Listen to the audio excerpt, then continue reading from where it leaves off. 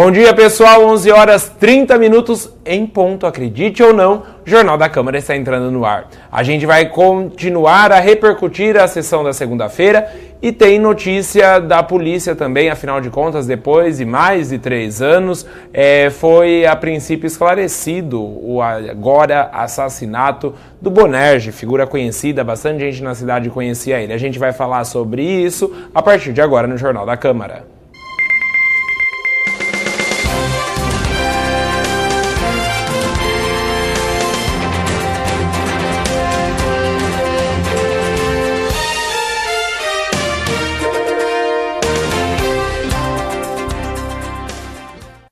O Jornal da Câmara hoje começa com uma notícia da Polícia Civil. A gente foi informado ontem, no final da tarde, a respeito da confissão de um assassinato. A Val foi até a Delegacia Seccional da cidade, lá na DIG, a Delegacia de Investigações Gerais, e traz pra gente os detalhes do que aconteceu. O autor, com as iniciais EHB, se dizendo arrependido, compareceu ao plantão policial, narrando que teria cometido um homicídio há mais de 2 anos. O pessoal da DIG foi acionado, conversamos com ele, ele confirmou essa confissão. Disse que a vítima se tratava do Bonerge, que é uma pessoa desaparecida há quase 3 anos.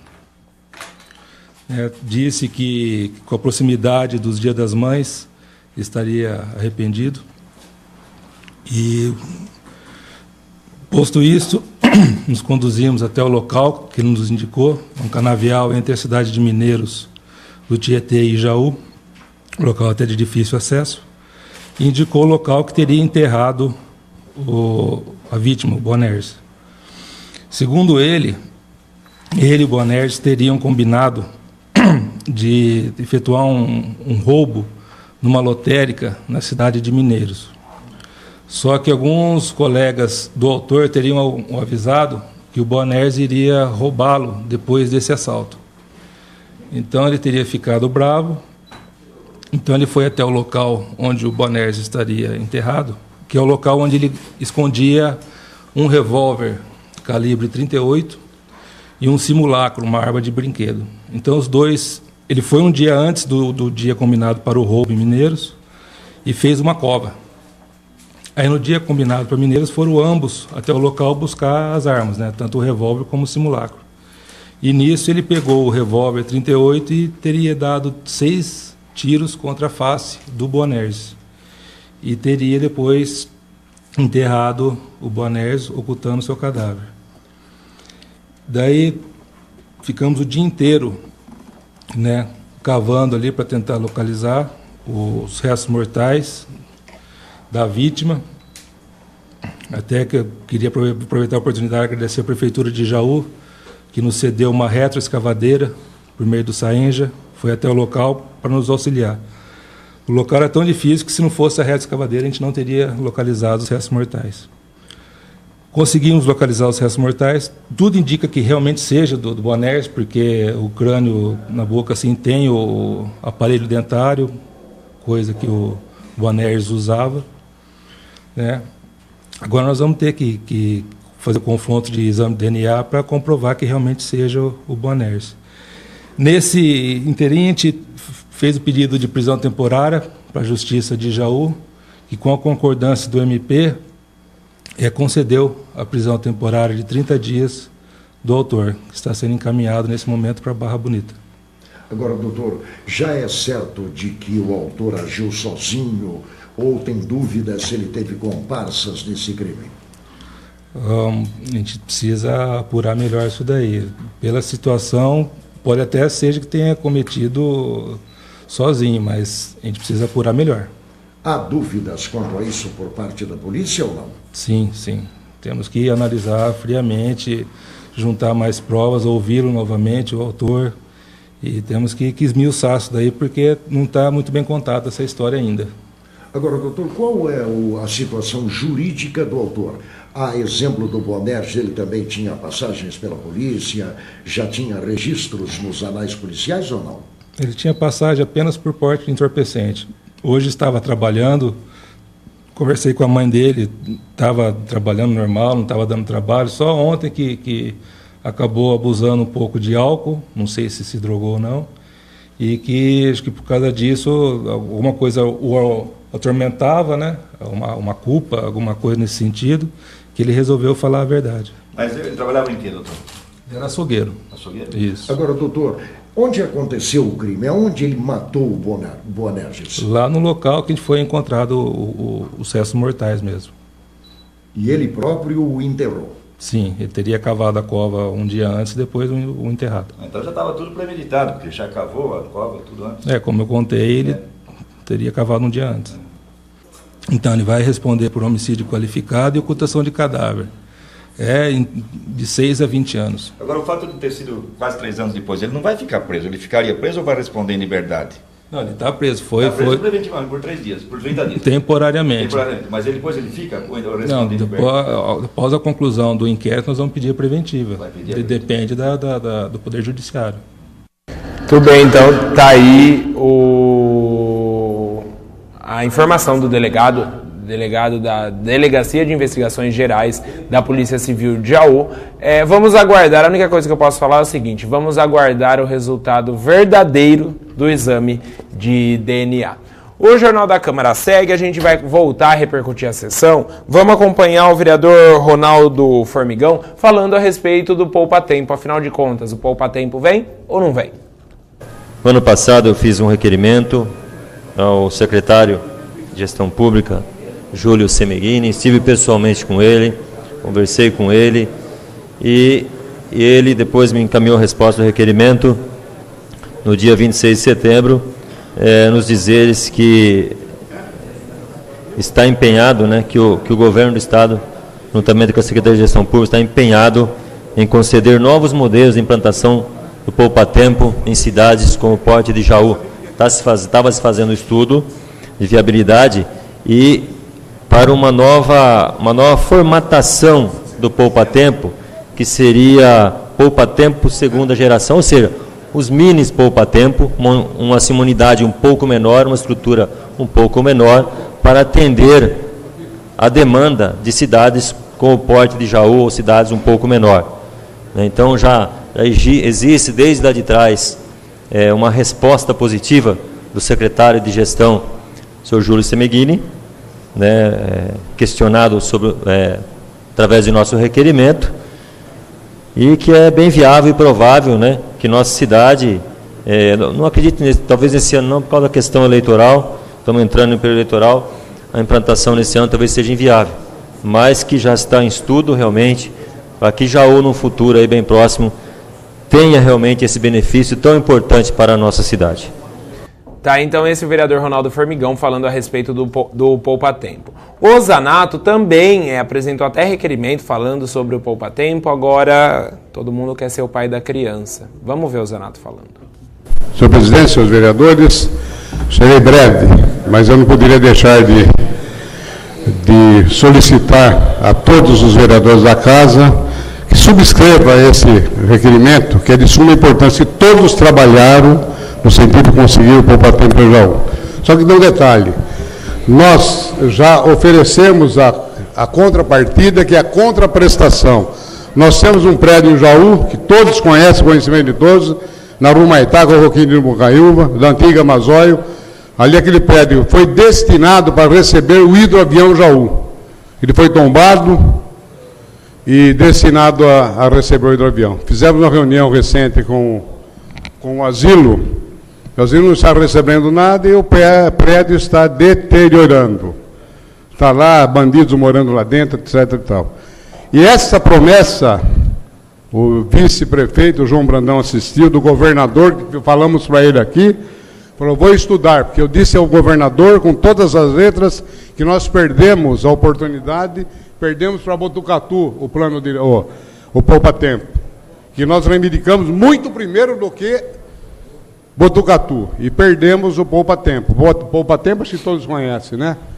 Como ele é útil à cidade, ao município, a toda a cidade, Itapuí, Dois Corvos, Pedro de Bocaina, todas essas cidades iriam vir a Jaú, a nossa cidade, e fazer uso do poupa-tempo, né? Que é de utilidade, é de relevante serviço, é de interesse público, tudo isso daí. Então, quarta-feira nós vamos fazer uma reunião que eu convidei Vossa Excelência até São Paulo. E o prefeito também está convidado, porque nós tivemos o ano passado, em outubro, salvo engano, uma reunião que o prefeito não foi. Era em relação ao recebimento, às negociações do poupa-tempo. Infelizmente, não tivemos oportunidade. Fizemos várias reuniões, senhor presidente, com o Campos Machado. Agora, ele nos prometeu. Agora é época, ano eleitoral, dele, do ilustre deputado, servir a cidade de Jaú. Era isso daí, senhor. Muito obrigado. Portanto, o tempo é o senhor da razão, né? Vale lembrar que quem apresentou o requerimento já faz tempo, quem solicitou, quem conseguiu trazer o poupa-tempo já para Jaú, mesmo sendo poupa-tempo móvel, foi o Formigão. O Veidson agora há pouco deu uma ideia bacana, um primeiro passo seria tentar trazer o e-poupa-tempo, onde vários serviços são feitos, mas utilizando a internet, né, para depois trazer o mini poupa-tempo. Vamos aguardar aí ver o que acontece. E o Jornal da Câmara agora vai para um rápido intervalo. Na volta a gente vai continuar repercutindo a sessão da segunda-feira e tem mais uma denúncia para a gente acompanhar. Um instante só.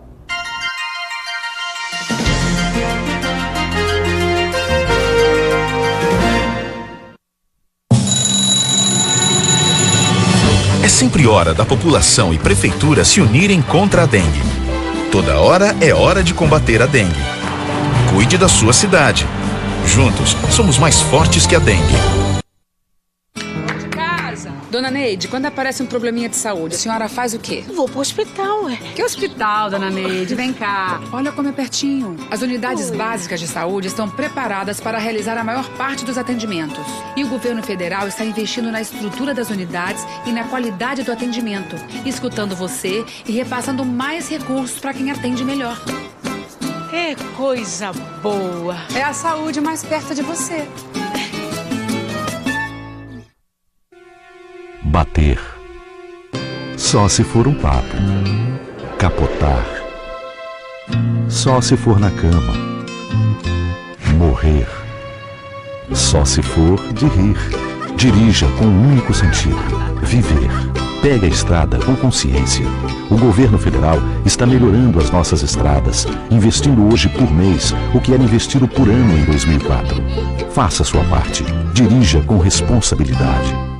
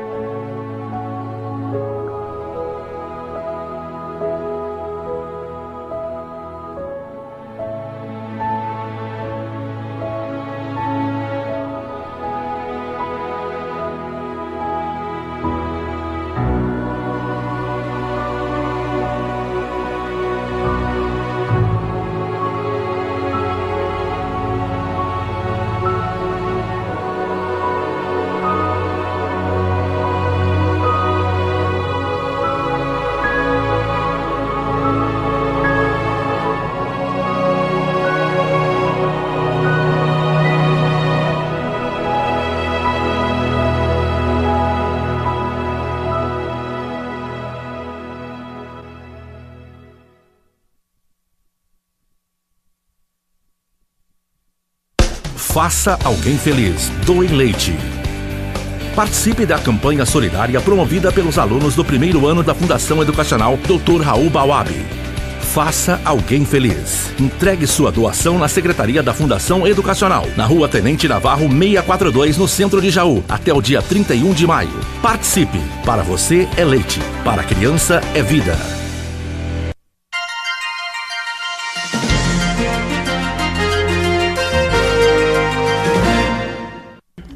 Jornal da Câmara de volta. Alô, Diego, presta atenção no rádio aí, Diego. Pessoal, Vamos então para a denúncia. O vereador Ronaldo Formigão, agora pela manhã, foi informado de que peixes estavam aparecendo mortos, boiando ali no córrego da Figueira, né? Ali no começo da Visconde do Rio Branco, naquela região ali entre a Avenida Brasil, comecinho da Visconde, Baixada do Galvão, conhecida como Baixada do Galvão. O Carlinho estava lá com o vereador e a gente acompanha isso que acabou de chegar aqui na TV. Vamos ver. Olá, Boni. Estamos aqui às margens do córrego da Figueira, numa área conhecida como Baixada do Galvão. E aqui o vereador Ronaldo Formigão recebeu uma denúncia de que está havendo uma mortandade de peixes. Vereador, já deu para apurar mais ou menos o que está acontecendo aqui? Olha, realmente um crime que choca todos nós, né? Um afluente tão importante do Rio Jaú, córrego da Figueira, aqui no início da rua Visconde do Rio Branco, né? Como a gente pude observar ali, até desci lá no leito do rio, e assim um pequeno espaço de alguns metros da margem do rio, realmente eles centenas de peixes mortos, o cascudo, bagre, lambari, realmente algo que nos intriga muito, né? Hoje um apelo tão grande em prol do meio ambiente e dentro de nossa cidade algum irresponsável comete um crime desse, né? Onde a gente está constatando nesse momento. E a gente vai pedir providências realmente, já acionamos aí, pedimos a ajuda do SAENJA, né, que tem os técnicos que poderão verificar o que está causando essa mortandade, né, e pedir realmente e tomar todas as providências cabíveis para que isso não aconteça mais e para que os responsáveis por esse crime ambiental que acaba de acontecer, né, seja responsabilizado. Uma coisa que nos entristece muito realmente ver o nosso córrego da Figueira sofreu uma agressão tão grande como podemos constatar aqui, né, pessoalmente. Vereador. Centenas de peixes em apenas alguns metros. Eu fico imaginando toda a sua extensão e o próprio Rio Jaú também, o que pode estar acontecendo no nosso Rio Jaú. O senhor já tem uma informação de desde quando isso estaria acontecendo aqui? Pelo que eu conversei com as pessoas que me acionaram, eles perceberam hoje de manhã essa quantidade de peixe aqui.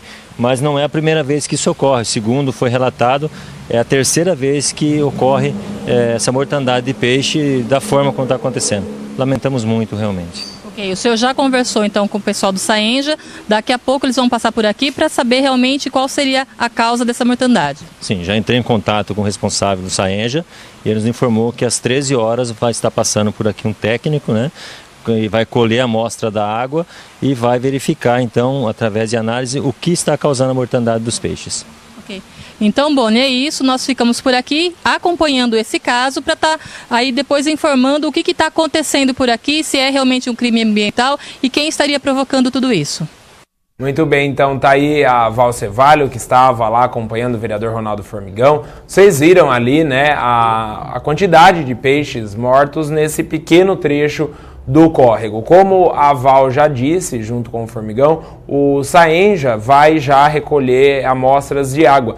Eu queria saber onde fica a Secretaria do Meio Ambiente no meio disso, né? Afinal de contas, precisa ser apurado se houve efetivamente o crime ambiental e quem cometeu esse crime, claro, precisa ser punido. Só lembrando, a Prefeitura tem uma dificuldade na fiscalização aqui em Jaú, é verdade. Vamos voltar para a sessão então. Agora a gente vai ver o Tito Coló, voltar a falar da lei do zoneamento. O Tito Coló também, assim como muitos vereadores a gente acompanhou ontem, também criticou a forma como a lei chegou até a Câmara, ou seja, cheia de erros. Uma coisa que me deixa muito triste foi que nessa lei teve um professor aqui e simplesmente participou, né, Fernando? Adalberto, uma pessoa entendida realmente daquilo que vinha fazendo. Acompanhado, cobrou 600 mil para que fizesse o projeto. Nós participamos de todas as audiências públicas. Eu contestei por diversas vezes o professor, me tirou as dúvidas, e de repente, Fernando, volta para a gente o que voltou. Meu Deus do céu, passaram por cima do departamento de obras da prefeitura. O engenheiro responsável, secretário, ficou sabendo ontem, junto com a sua assessoria, do que tinha acontecido. Agora, o projeto vem para a Câmara, totalmente nessa barbúdia que está. Totalmente favorecendo uns ou outros. E a população, novamente, vai comprar lotes sem infraestrutura. Vai perguntar no Maria Luísa 4 a situação deles. Vai perguntar lá em cima, que o Sila está jogando água agora, que não tem as galerias aqui para baixo. Vai perguntar das infraestruturas vagabundas e porcas que puseram em todos os loteamentos que aí estão até hoje quase. Como que podemos, vereador Atílio, compartilhar de um erro medonho desse? Nós não estamos aqui para engolir, presidente. Nós estamos aqui para investigar e ver o que é certo e o que é errado. Do que falou o vereador Fernando, calçado, em cima daquilo que ele entende muito bem que é a lei, como o Zanato, o jurídico dessa casa, pôde falar as irregularidades. Agora, precisa entender, precisa ser advogado para entender aquilo que eles querem que a gente engula. Não tem, não precisa. Pode pegar aqui qualquer leigo no assunto. Não existe mais cidade que vende loteamento sem infraestrutura. Não existe. Estão querendo beneficiar alguém? Mande o nome da pessoa que quer beneficiar para ver se a gente aceita ou não. Não tente camuflar. Não tente esconder o nome. Tudo bem, tá aí o vereador Tito Coló ficou bravo, né, em relação à lei de zoneamento. A gente já explicou, querendo ou não, a lei de zoneamento é que vai definir para onde e como a cidade vai crescer. Muitos interesses estão envolvidos, mas o que os vereadores pretendem é defender o principal interessado de tudo isso, que é a população, somos nós, né, moradores da cidade de Jaú. Aí, depois de tudo isso, Paulo de Tarso foi falar como líder do governo, ou seja, líder do prefeito, líder do executivo dentro da Câmara. Ele foi falar a respeito dos assuntos debatidos na sessão. A gente acompanha agora. Algumas coisas, precisamos, antes de mais nada, questão de justiça. Se aqui é uma casa de leis, vamos começar fazendo justiça a um nome. Se essa pessoa tivesse como apelido Zé Mané, como foi dito aqui, deveria ser chamado professor, doutor, senhor José Manuel. Pessoa que se refere ali, graduado em Direito, mestre em Geopolítica, pela Unicamp, professor doutor lá. Então, tem credenciais, tem nome, tem peso. E até, como o próprio vereador Tito disse aqui, às vezes a gente fica dando palpite, às vezes a gente não conhece muito a fundo, precisaria conhecer mais. Então, sugestão, amanhã haverá uma entrevista coletiva. Eu acho que os vereadores deverão se dirigir até essa entrevista e lá, ao vivo e a cores, fazer um debate. Tá? E mais, tenho certeza que o professor, doutor, PhD, doutor Carlos, tenho certeza que aceitará um convite de bom grado dessa Câmara para estar vindo conversar pontualmente com os senhores vereadores, item por item, para que a gente possa, não apenas sentimentalmente decidir alguma coisa, mas com embasamento técnico. Eu tive a oportunidade de conversar um pouco com o Dr. Carlos, e o interessante é que a gente não forma convicção à toa. Ele lhe dá condições e estrutura de raciocínio pessoal próprio para chegar a determinadas conclusões. Se certa ou errada, ele não lhe induz a respostas, ele lhe dá ferramentas para você construir a sua resposta e a sua convicção. Então, acho que é interessante que essa Casa de Leis, visando o interesse da coletividade, que venha a ouvir também o que ele tem para dizer. Tanto na entrevista coletiva, como também, senhor presidente, como sugestão, que o senhor possa oficializar um convite, marcar um horário, para que ele venha a essa casa, talvez mesmo na própria sexta-feira, haverá acredito, uma sessão extraordinária, não é isso? talvez antes da sessão, que a gente tenha ali 1 hora, 2 horas, que possamos nos reunir e ali, sim, conversar, trazer as dúvidas. Agora, dúvida todos nós vamos ter.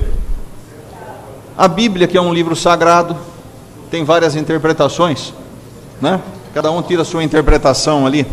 Quanto mais papéis.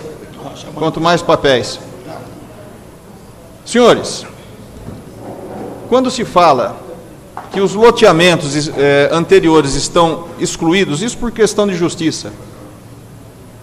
Existe uma lei federal, a 6766, que já contempla os loteamentos, dizendo que esses loteamentos já existentes deverão conter a questão da infraestrutura, água, esgoto, a iluminação pública, drenagem, isso valendo já para os loteamentos antigos. Não sei se é o termo jurídico apropriado, não sei se isso seria redundância ou não. Quando essa lei trata dos loteamentos novos, ela não deixa de citar o loteamento antigo, uma vez que existe lei federal que tange o assunto, já fala sobre o comportamento desses loteamentos anteriores. Agora, por questão de justiça, se os senhores, eu estava dando uma olhadinha, porque direito é uma rua de mão dupla. Aquilo que eu lhe cedo, eu também tenho por obrigação ceder para as outras pessoas que me pedem a mesma situação. Eu não posso lhe ceder, por exemplo, no dia do seu aniversário, um dia de folga no serviço. Se todo mundo que fizer aniversário vier me pedir esse dia de folga, eu também não estiver pronto para ceder. Então, direito é uma rua de mão dupla, então você tem que estar pronto para isso. Se eu não me engano, se querem os rigores da lei atual para os loteamentos antigos, como exemplo, embora já exista uma lei federal que esteja ali regendo isso, é interessante que lá na frente, no parágrafo 4º do artigo 12, ele fala que as obras de infraestrutura previstas nesse artigo incluem o sistema de contenção e dissipação de águas pluviais, deverão ser implantadas e custeadas integralmente pelo empreendedor, sendo autorizado o custeio pelo poder público a título de contrapartidas nos empreendimentos habitacionais de interesses sociais, destinados apenas nas áreas tal. Então, se tiver um loteamento antigo, que ainda não começou, e que possa ter esse interesse social, isso aqui tem que se aplicar no antigo também. Se está se querendo a regra e a penalidade para o loteamento anterior do rigor da nova lei, a benécia para os novos loteamentos também tem que ser estendida, ou não. Então, acredito que tem um debate aqui a ser feito, sem problema nenhum. Como as comissões ainda não foram constituídas, vão ter que delegar a presidência, isso vai ser debatido, retornar esse projeto, desculpa, é retrocesso. Essa Casa de Leis está aqui para quê? Vai passar para as comissões, os senhores vereadores vão apreciar o projeto e cada um vai falar, vai colocar as suas emendas. E ali vamos estar realmente vendo. Agora, como sugestão, e todo mundo que quer ter uma isenção, eu acho que todos os lados têm que ser ouvidos.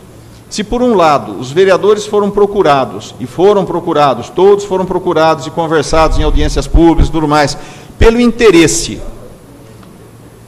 de grupos de construtoras, de loteadores, quantos loteadores? 40 loteadores aqui na cidade, mais ou menos, que vieram trazer os seus interesses, 26, todo mundo ouviu o interesse deles. Agora tem o professor doutor falando, quem sabe, do interesse municipal, daquilo que ele acredita. Então, para a gente ter senso de juízo e poder não estar tendencioso para um grupo ou pelo outro, porque não ouvir de espírito desarmado, professor doutor, que inclusive já foi secretário. Perfeito? Então, senhores, acredito que esse projeto, ele não está extinto. Erros, pode ter erros, não se discute isso. Afinal de contas, se não tivesse tudo puro, simples, mastigado, sem nenhum equívoco, a gente estaria fazendo o que aqui hoje? Não precisaria de Câmara.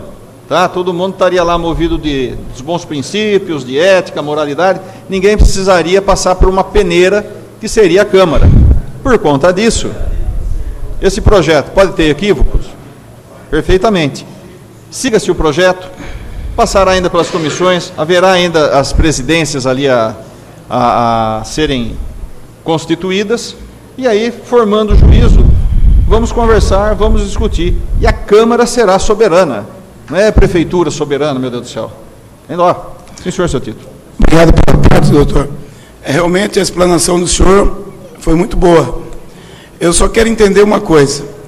Por que a contratação desse profissional, com todo o currículo que ele tem, pelo que o senhor falou, é ótimo? Por que o Departamento de Obras, o seu Kiko Marcolan e sua assessoria não participou desse projeto? Será então que eles estavam fazendo uma coisa errada, chamou alguém de fora para fazer certo? Porque é difícil. Um projeto que estava, o quinto, como foi falado, que estava quase pronto, eram mínimas as coisas que tinham que ser corrigidas, de repente se deparamos agora com alguns problemas mais sérios, do qual o senhor está explicando, que não são tão sérios. Mas quero aqui fortalecer o que o senhor disse, que essa casa ela tem condições, sim, de fazer e julgar. Perfeito. Não temos que jogar no colo de ninguém, não. Nós temos que resolver aqui, vamos resolver, como o senhor falou. Entendeu? Agora, mas para isso, nós queremos um projeto que realmente venha atender a cidade num todo. E não esse ou aquele outro, não sei quem são os loteadores. Entendeu? Olha, eu vou falar a minha opinião. Esse projeto não vai existir nunca, que vai atender todo mundo. Por favor, se alguém aqui for acreditar que vai existir um projeto perfeito e único, que vai atender o interesse de todo mundo, desculpe, sempre vai ter alguma coisa a aprimorar, porque senão o projeto de 20 anos atrás estaria valendo até hoje. Então isso é uma realidade para agora, daqui 10 anos, 15 anos, vai ter que sempre ser aprimorado. Eu acho que a gente tem que ter o compromisso de tentar errar o menos possível. Perfeito. Então, que as portas do diálogo não sejam fechadas, vamos escutar, vamos ouvir todos os lados. Então, doutor Paulo, o senhor como líder do prefeito, nós vamos amanhã na audiência, nessa coletiva que ele vai dar, ou vai marcar uma com a gente aqui? E por que não os dois? Vá lá, escute. Eu acho que quanto mais se conversa, mais se amadurece. Agora, eu acho que o presidente, se me permitir, poderia estar fazendo o convite depois, quem sabe, como eu disse, como sugestão, na sexta-feira, antes da audiência, marcar 1, 2 horas antes, se haver necessidade, outros horários. Tenho certeza que o doutor Carlos estaria à disposição para estar conversando com os senhores vereadores, fazendo os contrapontos. E quanto ao porquê de uma contratação ou outra, eu acho que de repente a gente pode até perguntar para ele também. Agora, uma secretaria de obras, no meu modo de ver, tem muita coisa para se fazer. E de repente um profissional a mais, com outro olhar crítico, com experiência de quem já passou por esse tipo de projeto, trazer para se enriquecer, eu acho que é um ponto positivo. Claro. Sim, tá? Eu acho que ninguém tem que ter medo de conhecimento. Tá, e aproveitando o gancho do Paulo de Tarso, também do Tito Coló, em relação à audiência pública, o prefeito vir até a Câmara prestar esclarecimento aos vereadores não sei. Agora, quanto a você que nos assiste diariamente, hoje, a partir das 2 horas da tarde, começando às 2 ou não, assim como a sessão, a TV Câmara vai mostrar a coletiva que o prefeito vai dar para tentar explicar o que está acontecendo com a lei de zoneamento. Vai contar essa entrevista coletiva, que na verdade podemos entender até como uma prestação de esclarecimentos, vai contar com a presença de alguns vereadores, e a TV Câmara, então, na obrigação de passar para a cidade o que está sendo feito em relação ao morador, vai transmitir isso a partir das 2 horas da tarde, então fique ligado aqui na TV Câmara. E essa edição do jornal termina aqui. A gente volta, portanto, às 2 horas da tarde com essa entrevista do prefeito e com a presença dos vereadores, e também às 8 horas da noite, que hoje tem cerimônias, tem sessão solene ao vivo também às 8 horas da noite. Por enquanto, obrigado pela sua companhia. A gente volta a se encontrar então ainda hoje à tarde. Tchau!